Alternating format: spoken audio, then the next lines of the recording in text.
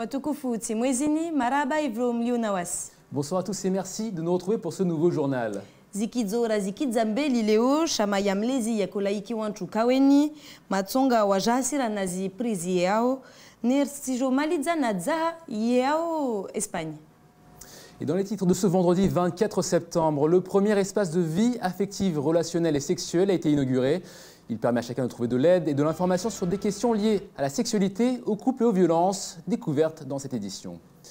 Et nous irons ensuite au chevet des éleveurs, remonter contre la hausse des prix de la nourriture animale, une flambée qui pourrait affecter l'ensemble de la population. Et on en vient à la une de cette édition. L'association Mlezi Maoré inaugure aujourd'hui le premier EVARS du département. EVARS pour Espace de vie affective, relationnelle et sexuelle.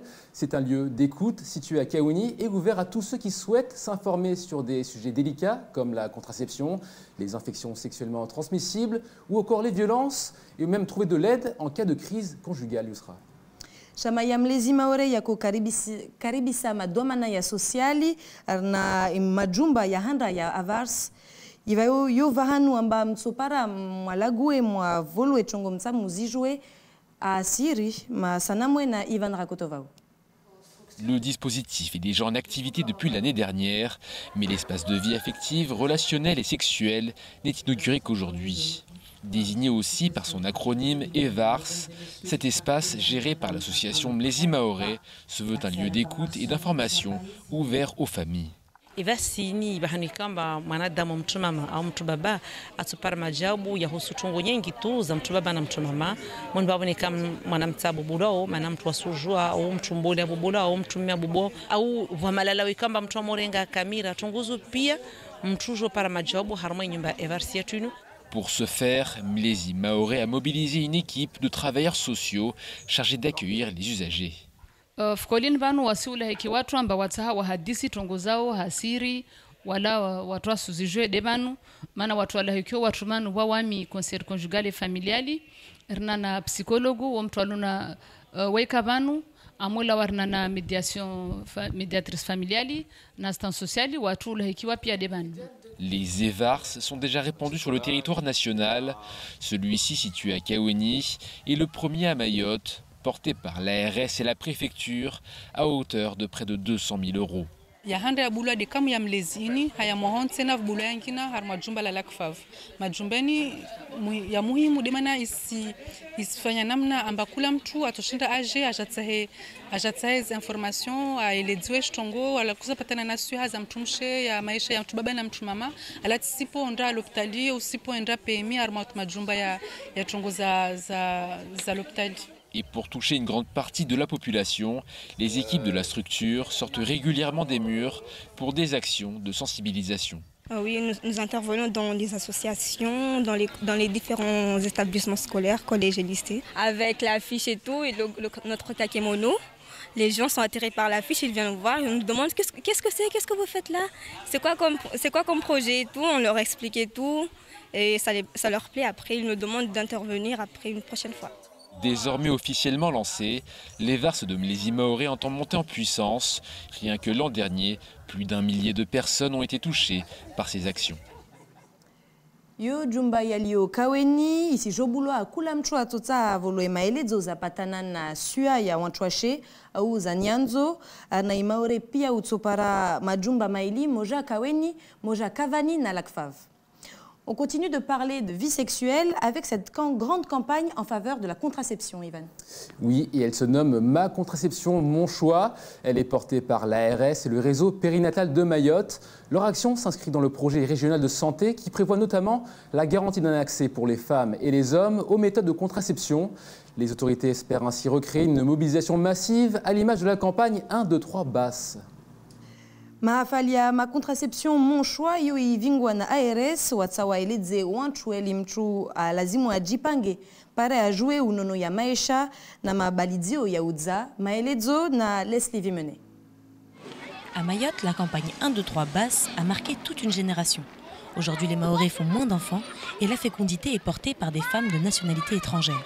Avec la campagne Ma contraception, mon choix, les autorités souhaitent aborder la question liée à la parentalité éclairée. C'est pas à nous de dire c'est pas normal. Je pense que c'est une question, justement, quand je parle de la société, c'est collectivement, qu'est-ce qu'on veut aujourd'hui? C'est ça. Est-ce qu'on veut 7, 8 enfants, c'est ça, ou on veut 2, 3 enfants qui pourront faire, parce qu'on leur demande quand même beaucoup aujourd'hui, on est sur des attentes différentes.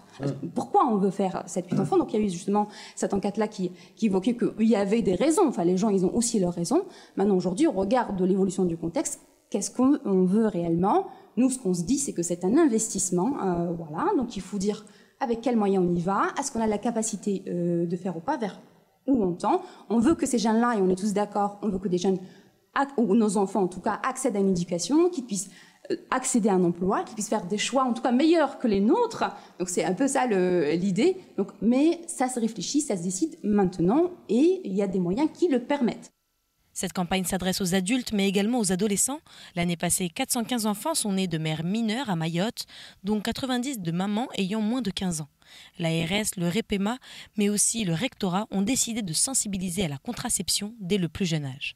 On a quand même des jeunes qui sont avec un fort taux d'accouchement chez les jeunes. Environ 5% des naissances à Mayotte sont issues de mineurs. Et un fort taux d'IVG, on est quand même à un indice d'IVG, un taux d'IVG chez les jeunes de 16 pour 1000 femmes en âge de procréer versus 6 en métropole. Donc c'est une population qui est énormément concernée par la contraception. On sait qu'il y a des tabous, on sait qu'il y a plein de freins à l'accès à la contraception chez les jeunes. Donc c'est pour ça qu'on a décidé de mettre en lumière cet accès, ces freins auprès des jeunes. Donc ça se déroule avec des tables rondes qui ont lieu toute la semaine, donc dans différents établissements scolaires, au sein des associations qui sont au plus près des jeunes. Et demain, nous aurons la restitution de ces tables rondes avec des professionnels de santé. Parmi les 4 axes majeurs de la campagne, les autorités souhaitent également mettre en lumière le rôle des hommes en insistant sur la question de la responsabilité partagée. On peut regarder de côté peut-être des femmes, on peut aussi s'intéresser à la question des pères. Et là, on voit très bien que 50% quand même des pères sont des pères français, donc qui sont là. Donc l'idée, c'est de voir comment est-ce que collectivement, on peut opter vers un choix qui convient à tout le monde. Effectivement, les naissances, les femmes étrangères, elles sont plus, elles donnent plus lieu à des naissances sur le territoire, mais elles ne sont pas les seules. Elles sont quand même sur un territoire français, donc à nous aussi de dire voilà le choix vers lequel on tend et de les inviter à s'associer à ce choix-là. Communiquer, informer, consolider et promouvoir les lieux de prescription, un travail de longue haleine et une campagne qui devrait être pérennisée pour véritablement porter ses fruits. Mwayavira wanatsawa 415 dewa dzwala na mamineur arna isabuini tuswini kawasna tamahami 15 ARS REPEMA na irektora watia jitihada pia armwa utoa maelezo ta arna malikoli pare wanatsa waelewe el zitongozi virao na mabalidio zaudza. Tout autre sujet, on part maintenant du côté des éleveurs remontés par la flambée des prix de l'alimentation animale. Et ce n'est pas qu'un euphémisme, nous avons rencontré le président du syndicat des intérêts des agriculteurs. Il ne cache pas son désarroi face à cette hausse liée en partie à la montée en flèche du prix du fret. Il déplore le manque d'alternatives qui risque d'affecter selon lui l'ensemble de la population. Senda wanganyira mpare raisi ya serikali ya Walilizi Narzi Dunge na Jaidi Maulida. Les agriculteurs sont en colère. La raison, la hausse du prix de l'alimentation animale provoquée par celle du taux de fret et qui risque d'impacter l'ensemble de la population. À Mayotte, aucune mesure de compensation ne semble être à l'ordre du jour, contrairement aux voisins de la Réunion, une incompréhension pour les éleveurs. À la Réunion, wapara soutien État renga en charge, il y a maintenant il y a 396 la tonne, avant ça il y a 496, ça veut dire plus de 100 €. Donc wamin fikiri amba État njema hime afanye shaurata kimayo yi shuki. Une réunion s'est déroulée il y a près d'un mois entre différents acteurs afin de trouver des solutions à cette problématique. Ces échanges ont été initiés par la DAF, dont le directeur recueille les foudres d'Ali Amboudi. Le santé amba soutenir des provendiers parce que ça a joué maisha ya walimizi. Ça a changé fusil d'épaule a joué amba aoho sababu ya walimizi. Directeur de la DAF na provendier wayangia amba ça wasiri heze imajwai. Baba wa rusdulumu de wa maore bene kartsar dulumu maore. Rta wale muru wanyatu walio mwenze armansi ya Faransa. Donc unafanya shauri na wane takima ya shauda ishuke maori yodi rimtsao na wai. Le président de la SEM 976 assure qu'il sera derrière la DAF dans cette lutte si leurs avis convergent et n'hésitera pas à prendre les mesures qui s'imposent si c'était le contraire. Par ailleurs, il appelle l'ensemble des éleveurs de l'île à le rejoindre mercredi prochain à Coconi pour exprimer leur mécontentement. Ça promet. Zaula za nyamba ziea watunga kawasielewa uheyaini ya ipatante isijo kanziro na wamaore mana zichupia sijoya navo matunga na shwara yangina nikati de uedza zipri pare wangia masfri. Un mot d'économie avec le groupe SFR condamné par la justice. Effectivement, l'opérateur avait lancé un vaste plan de suppression de postes visant près de 2000 emplois à travers tout le pays. Porté devant le tribunal administratif, ce plan social est condamné par la justice qui estime les arguments de l'entreprise non justifiés. À Mayotte, 9 postes sont concernés par la suppression. Le délégué syndical du personnel a réagi à la décision. On l'écoute au micro de Jaidi Maolida. Nous avons un plan de départ volontaire qui a été annoncé depuis le mois de mars de cette année, avec un certain nombre d'informations au niveau des différentes instances du groupe SFR, au niveau national, à La Réunion, mais aussi à Mayotte. Les différentes organisations syndicales avaient déposé un recours au niveau du tribunal judiciaire à Paris. Et très bonne nouvelle pour les organisations syndicales, le tribunal judiciaire a donné raison aux organisations syndicales pour l'aspect frauduleux de ce plan de départ volontaire et aussi l'aspect déloyal de ce plan de départ volontaire. Donc je dirais dans le match entre SFR et les organisations syndicales, il y a 1-0 pour les OS. Rendez-vous donc le 15 octobre, date où la DIECT doit valider ou pas ce plan de départ volontaire. En tout cas, les organisations syndicales, nous lançons un appel à la DIECT pour ne pas homologuer ce plan de départ volontaire. Et maintenant, place au reste de l'actualité en bref de ce vendredi 24 septembre, Yusra. Haukuchi mpango wa sharia wa Ankiba wa mwaka 2002 utekelezao na serikali utoadisiwa na mawakali Tihale Mahabu likabur la Sultan Andrian Tsaouli lifuduliwa au Jabari zimlaguza raisi ya conseil départemental. Voix na Leslie Vimene. Le projet de loi Finances 2022 a été présenté par le gouvernement et sera débattu au Parlement. Il porte l'ambition d'une relance et des développements outre-mer en matière économique, sociale et environnementale. Sur les près de 2,5 milliards de crédits affectés aux territoires ultramarins, 62% sont ici destinés à l'amélioration de l'emploi et de la compétitivité des entreprises ultramarines. 3 axes ont également été retenus pour améliorer la vie des ultramarins. Le premier concerne la protection des citoyens ultramarins dans leur vie quotidienne.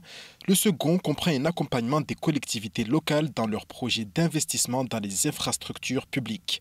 Enfin, le projet de loi poursuit l'ambition de bâtir un nouveau projet pour la jeunesse, notamment à Mayotte. Il acte une expérimentation au sein du régiment de Mayotte à travers un élargissement du public cible et un enrichissement du contenu. Localement, le projet va également financer un programme éducatif et social organisé par le secteur associatif à destination de la jeunesse en errance. Situé au cœur du parc de la Pointe Mahabou, le tombeau du sultan Adrian Tsouli a été profané. Un acte malveillant qui a fait réagir le président du conseil départemental. Ousseini Benissa a souhaité condamner et apporter son soutien aux associations qui toute l'année cultivent le devoir de mémoire. Pour rappel, le sultan Adrian Tsouli a vendu Mayotte à la France en 1841 pour se protéger des sultans des autres îles de l'archipel et de la domination britannique. Il fait partie intégrante de l'histoire du territoire. Néanmoins, au-delà de cet acte malveillant, son tombeau tombe en ruine. Les gardiens du parc prennent soin des abords de la sépulture mais ne sont pas autorisés à aller au-delà. Ce sont des associations qui gèrent son entretien, mais des divisions sont apparues ces dernières années. Un dossier aurait cependant été déposé au conseil départemental pour obtenir des fonds nécessaires à une restauration. Reste à espérer que cette regrettable profanation aura le mérite d'amorcer un élan pour que Mayotte prenne soin de son passé. Le collège de Tsimkoura, baptisé Marcel Henry, accueille plus de 1100 élèves. Construit en 1983, il est le deuxième plus ancien de l'île. La préfecture vient ainsi d'autoriser une phase de restructuration. Il implique le défrichement d'1 hectare de végétation et la démolition de 21 bâtiments. 20 bâtiments seront réhabilités et 10 nouveaux construits. L'établissement va notamment disposer d'un gymnase couvert avec pistes d'athlétisme, des murs d'escalade, de vestiaires et de sanitaires. Les chaussées internes seront aussi refaites et 70 places de stationnement feront leur apparition aux côtés de 2 mini-steps qui faisaient défaut. Le renforcement et la sécurisation des divers réseaux existants sont également au programme des travaux. Le vieux collège va donc faire peau neuve, mais gardera son allure majestueuse à l'ombre de ses fantastiques flamboyants. Il fait lui aussi partie du patrimoine maoré en assurant une mission éducative depuis maintenant 38 ans.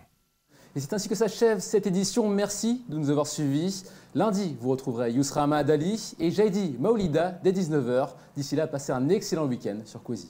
Maraba vomwar lunga, rusoparana mfumo raru na mkwaheri.